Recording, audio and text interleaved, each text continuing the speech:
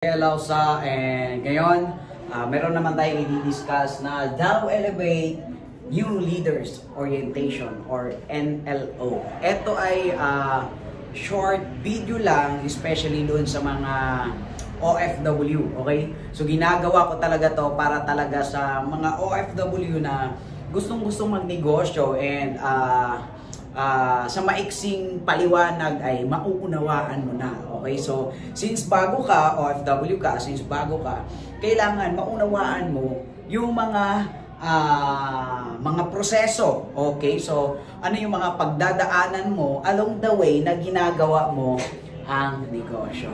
Okay? So, ngayon start na tayo.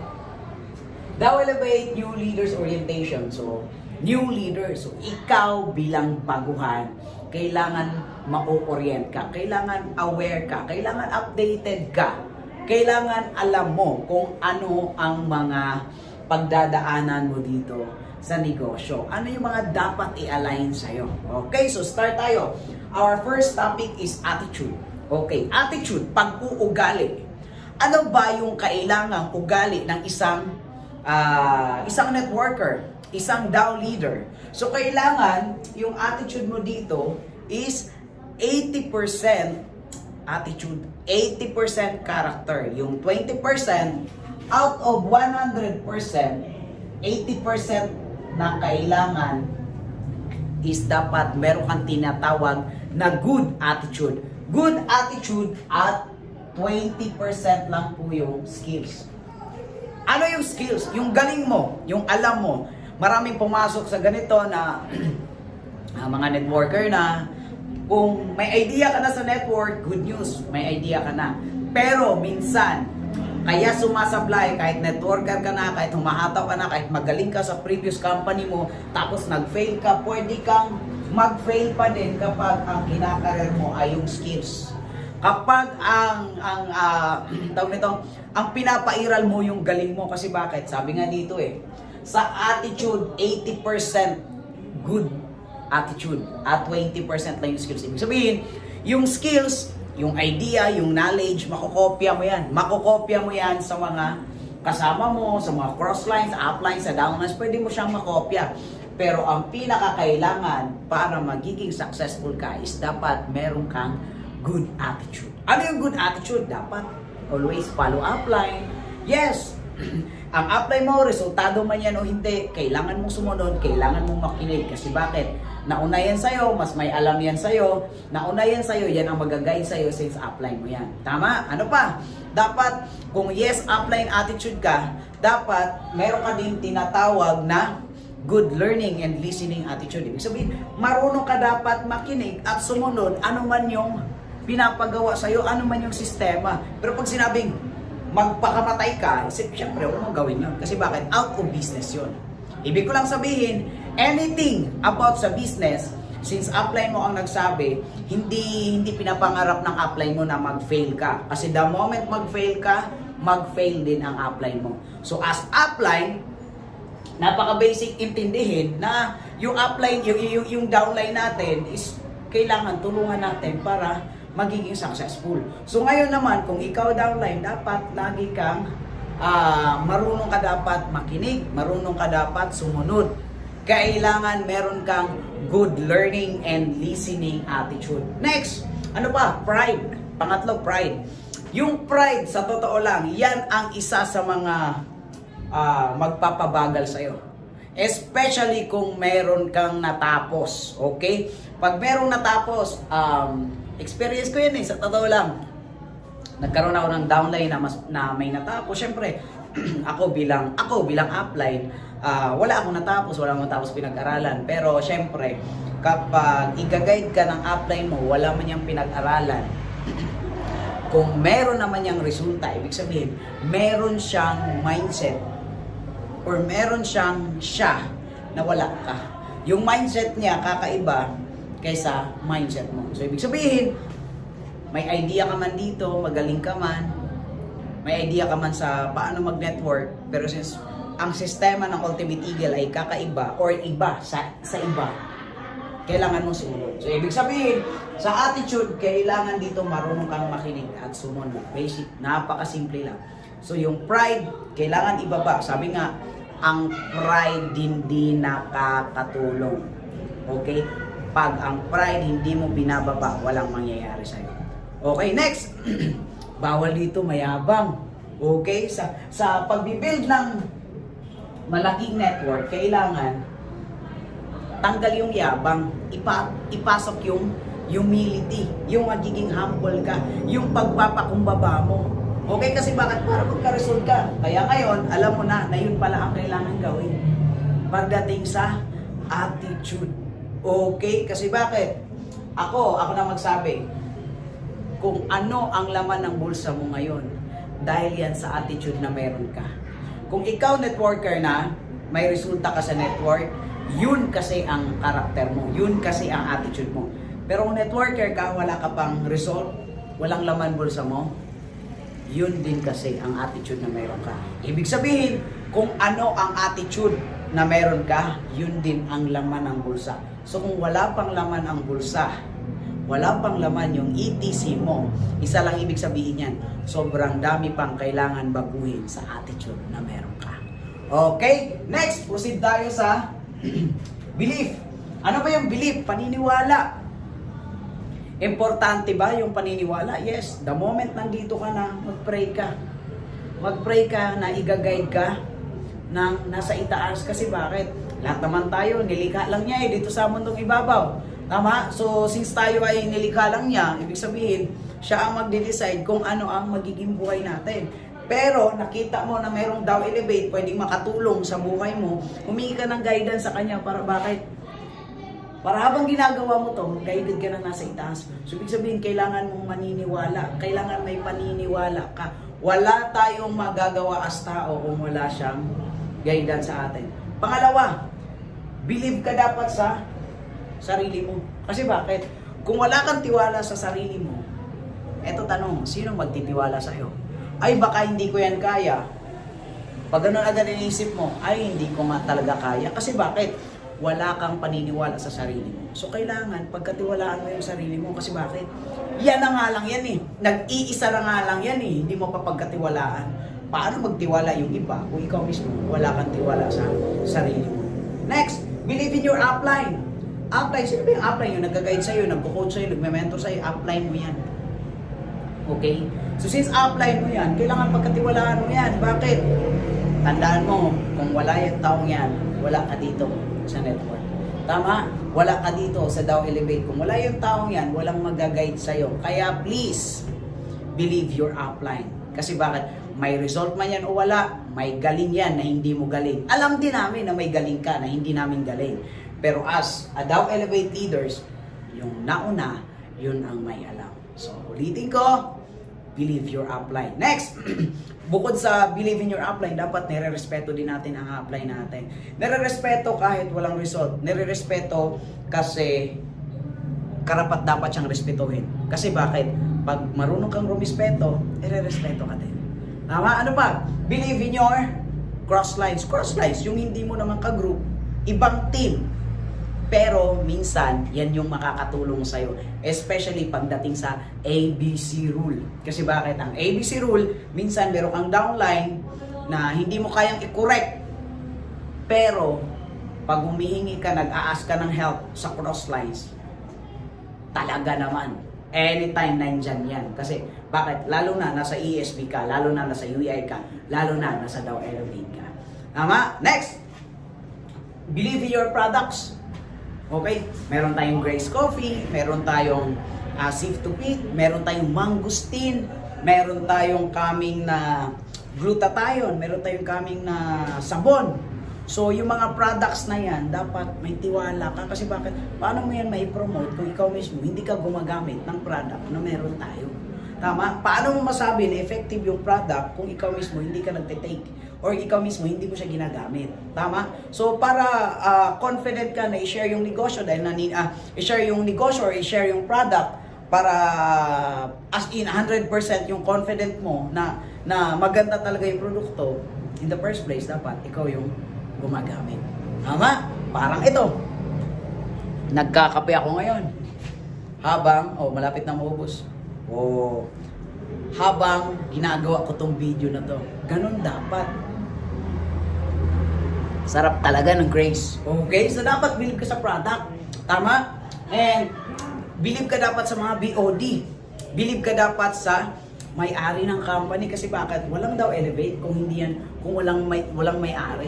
Dapat may tiwala ka talaga kay Upline RTD. Kasi alam mo ba, etong RTD na to, yan si RTD na yan, yan si Robert De La Vina na yan. Sobrang daming binago ang buhay from ordinary into extraordinary. Ang Dow Elevate, anong ibig sabihin ng Dow? Ibig sabihin, the way. Yung elevate is going up. Ibig sabihin, success. Binuo ang Dow Elevate is the way to success. Dow Elevate is the way to success. So dapat may tiwala ka talaga sa ating CEO, sa ating mga board of directors. Kasi bakit? Kung wala yan, baka hindi ka kumita. Kung wala yan, wala tayong company. Tama? Kung wala yan, wala tayong produkto. Kung wala yan, wala tayong lahat. Tama? So, yun. Next. Commitment. Meron tayong tatlong klase ng commitment. Una, I'll try. I'll try. Yung sumubok ka lang. Tapos, nag-quit. Okay ang Dow Elevate. Hindi pala okay. Nag-quit. Pangalawa, nag-join. I'll do my best. Gawin ko yung best ko para magka-result. So since hindi nagka-result, bumalik sa empleyado, bumalik abroad, nag-marketer, nawawala. Alam mo yung tipong ganun. So, hindi 100% yung commitment niya. And pangatlo, dapat ito yung tatandaan mo at dapat ito yung i-apply mo. Pangatlo is, I will do it whatever it takes. Pagdating sa success or pagdating sa result, dapat ang mindset mo, I will do it whatever it takes. Whatever it takes, gawin mo yung pangarap mo. Trabahuin mo yung pangarap mo. Nandito kami as upline, as coach, as mentor. Nandito kami as Dow Elevate na tutulungan ka para makuha din ang resulta. Para kung OFW ka ngayon, makapag-for good ka, makauwi ka ng Pilipinas at makasama mo yung pamilya mo habang kumikita ka. So dapat, ano ba ang dapat commitment? Commitment mo dito, kung gusto mong bigyan ka ng 100% na commitment ng apply mo, dapat ikaw mismo committed ka sa apply mo. Tama? Yung whatever it takes, walang excuses. Tama? Pag sinabing hataw-hataw, pag sinabi na, okay, OFW ka, yung mga free time mo, huwag mong gamitin sa ibang bagay. Gamitin mo dito sa negosyo para ito ang magiging way, ito magiging dahilan para makapag-for good ka. Kasi bakit? Walang ibang way. Pwede kang mag-stop ng work, mag-for good sa Pilipinas, pero wala kang negosyo. Iba pa din yung andyan ka sa Pilipinas, andyan ka sa ibang bansa na nagtatrabaho ka as OFW na pag-uwi mo ng Pilipinas, meron ka ng negosyo na kumikita na. Tama? Whatever it takes, gawin natin. Parang ganito lang. Gawin mo to para sa pamilya mo. Huwag mo na tong gawin para lang sa'yo. Gawin mo na to para sa pamilya mo. Kasi bakit? Kapag pamilya ang nakataya, ibang klase ang hataw. Pag pamilya ang nakataya, ibang klase ang galaw. Pag pamilya ang nakataya, ibang klase dumiskarte. Pag pamilya ang nakataya, ibang klase maglatag ng negosyo. Ibang klase ang confident. Ibang klase pagdating sa commitment. Kasi bakit? Pamilya ang nakataya. So, ibig sabihin, whatever it takes, commitment na type number 3, I will do it whatever it takes. Yun dapat magiging mindset. Okay, next. Discouragement. Okay? Pang-apat na topic is discouragement. Ano ba yung discouragement? Habang ginagawa mo itong negosyo, maraming magde-discourage sa'yo. Sino yung mga tao magde-discourage sa'yo? Siyempre, maraming magbuburaot sa'yo, maraming magtatawa sa'yo, lalo na kung nag-fail ka na dati sa network, tapos sinabi, Dow Elevate, ano yan, ano din naman yan, di ka magkakaresulta dyan, para lang yan sa mga nauna, huli ka na, yung mga tipong ganon.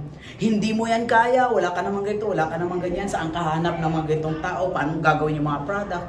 Ang mga tao talagang negative mag-isip. Lahat ng negative, ibubuhos na nila yan sa'yo. Naintindihan? Lahat ng mga negativity, ibubuhos na nila yan sa'yo. Kasi bakit? Negative nga sila mag-isip eh. Kaya every time ang tao gustong umangat, okay? Pag ang tao gustong umangat sa buhay, marami talagang hihila dito. Kasi bakit? Yung mga mahihirap, marami sa baba. Pansin mo, sa buong Pilipinas, mas marami ang mahirap kaysa mayaman. Kaya kapag umangat ka, marami talagang hihila sa'yo pababa. Para saan? Para meron silang kasama. At ito good news, huwag kang magpadala sa mga discouragement. Kasi bakit? The moment i-discourage ka nila, ito lang mindset mo, lalo na OFW ka, sila ba ang magbigay ng tuition fee ng mga anak mo? Sila ba ang magpapakain sa pamilya mo? Sipan mo na lang, yung mga nag-discourage sa'yo, nag-down sa'yo. Sila ba ang magbayad ng mga bills na kailangan mo? Sila ba ang magbayad ng bahay mo kung nangungupahan ka? Sila ba ang bibili ng bahay mo kung gusto mong bumili ng bahay? Hindi. Tama? Sila ba ang nagpakapuyat dyan sa ibang bansa? Hindi. Nangarap ka lang, kapatid. Tama? So kung sa tingin mo, yung mga taong nagda-down sa'yo, nagdi-discourage sa'yo na hindi mo kaya, na kalokohan lang yan, na maloko ka lang dyan, na wag mo yan ituloy, itigil mo na yan, kasi ganito, ganyan, pare-parehas lang yan. Kapag yung mga tao na yan, kaya nilang ibigay lahat ng mga pangarap mo.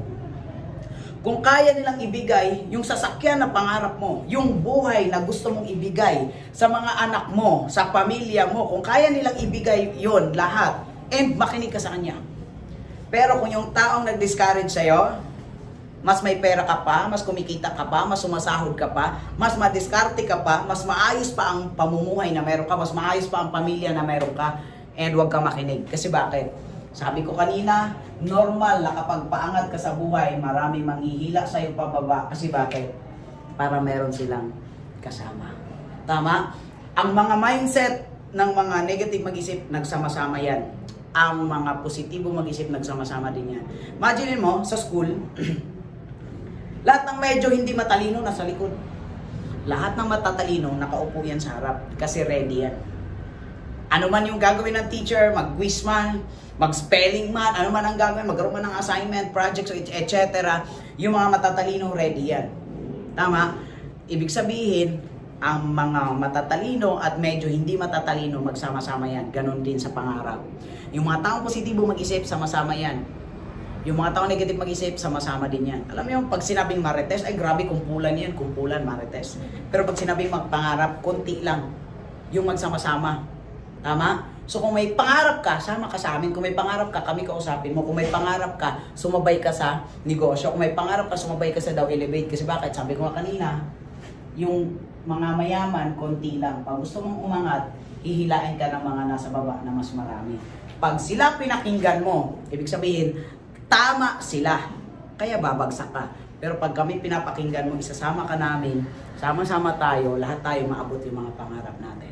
Kaya huwag kang magpa-discourage sa mga taong kausap mo na mga namamalit sa'yo, nagda-down sa'yo. Okay, Docs? Okay, next, excitement. Excitement. Ma-excite ka na 2 years from now, makapag-for good ka. Nandito ka sa Pilipinas habang kumikita.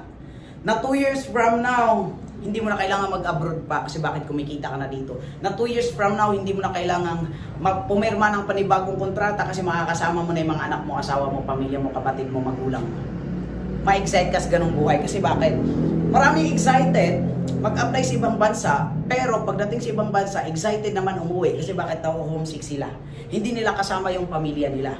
Alright? So kailangan excited ka sa buhay na, sa future mo dito, sa buhay na meron ka, sa buhay na magkakaroon ka. Ma-excite ka na. Excite nga tayo na manalo lang ng 1,000 eh. Ma-excite nga tayo doon sa manalo ka lang ng mabonot ka lang sa raffle pag December, makakuha ka lang ng Tupperware, makakuha ka lang ng kung anong regalo sa December, di ba? Excited nga tayo sa ganun eh. Yun pa kaya na extraordinaryong buhay. Tandaan mo po, ang kumpanya natin is the way to success. Pag sumabay ka doon sa way to success, the way to success, pag sumabay ka, wala kang ibang choice. Kung saan kami papunta, doon ka din pupunta. Kung ano ang maging resulta namin, yun din ang magiging resulta mo. Alright, so dapat ma-excite ka lang. Ma-excite ka na matupad lahat ng mga pangarap mo. Kasi sa trabaho or dyan sa abroad, tandaan mo po, hindi po lahat ng nasa ibang bansa ay masaya. Masaya lang sa picture, sa personal, hindi. Totoo yun. Kasi bakit? Pag nasa ibang bansa, hawak ka sa leeg ng boss mo nung nagpapasahod sa'yo. Tama? So, ma-excite ka lang. Sumabay ka lang sa amin para makuha yung mga pangarap mo. Next! Focus. Ano ba yung focus? Focus ka lang dito. Focus ka lang sa Daw Elevate habang humataw ka. After mo ng work, Daw Elevate agad. After ng work, trabaho agad. Trabahuin agad ang pangarap. After ng work, Every time na may free time ka, gawin agad ang negosyo. Gawin agad kung ano ang dapat mong gawin para magkapag-build ka ng malaking network, malaking grupo, para magkaroon ka ng malaking income. Kasi bakit? Kapag meron kang malaking income, hindi mo na kailangan mag-ibang bansa. Focus ka muna sa mga pangarap bago mo muna gawin yung mga bagay na hindi naman nakakatulong sa mga pangarap mo. Mag-focus ka muna sa mga makakasama mo, sa mga leaders mo, mag-focus ka muna doon sa mga taong tutulong sa'yo para sa pag-angat mo sa buhay. Okay? Kasi bakit? Pag ikaw na di-focus, pag ikaw ang lagi mong kausap yung mga walang pangarap, mawawala ka sa focus, mawala ka na rin sa mga pangarap mo. Alright, next is goal. OFW ka, di ba? So, importante ba na mayroon kang goal? Yes. Ang goal mo is mag for good. So, ngayon, ano yung proseso? Okay, kung ito ang for good, ikaw to. Ano yung proseso papunta dyan? So maraming proseso yan. Kasi ito, mag for good ka, kikita ka, kasama mo pamilya mo, masarap. Mag for good ka, kikita ka, may sarili kang bahay, may sarili kang sakyan, makapag-travel kayo ng family mo, makakain ng mga masasarap, matitreat yung mga parents, yung mga anak, matitreat yung asawa sa mga mamahaling restaurant. Hindi mo yun magagawa kapag nasa ibang bansa ka. So ngayon, kung ikaw to, pag-usapan natin goal ha. Ang goal mo is ito, makapag for good. So kung ikaw to, meron yung proseso. Paano makapag for good? Unang-una, dapat meron ka ng mga marketer dito sa Pilipinas. Para pag uwi mo ng Pilipinas, meron ka ng grupo, hindi mo na kailangan mag-ibang bansa. Pangalawa, dapat kumikita ka. Dapat at least meron kang 500k na laman ng ETC mo. Yung dapat i-goal mo kasi bakit? Kung meron kang kalahating milyon, especially kapag Middle East ka, hindi mo yan kikitain sa loob ng 2 taon. Or kahit sabihin natin kumita ka ng 250,000 sa buong kontrata mo, yung 250,000 na yan, panigurado yan, wala kang ipon dyan. Kasi bakit? Bawat sahod, padala sa pamilya, sahod, padala sa pamilya. Okay, parang ganito ang cycle. Trabaho, sahod, padala sa pamilya. Trabaho, sahod, padala sa pamilya. Trabaho, sahod, padala sa pamilya. Kaya yung 2 years na kontrata, matatapos na lang siya, wala ka pa din ipon. Kaya ang mangyari kapag umuwi ka ng Pilipinas, babalik ulit ibang bansa. Pipirma ulit ng panibagong kontrata kasi bakit? Walang ipon. So, ang ibig ko sabihin, ang kailangan mong gawin ngayon is idagdag mo ng seryoso ang negosyo. Kung seryoso ka sa trabaho mo, mas seryosohin mo ang Dow Elevate. Okay? Kasi bakit? Ang Dow Elevate is the way to success. Tama? Walang umaasenso sa trabaho, pero maraming umaasenso sa negosyo.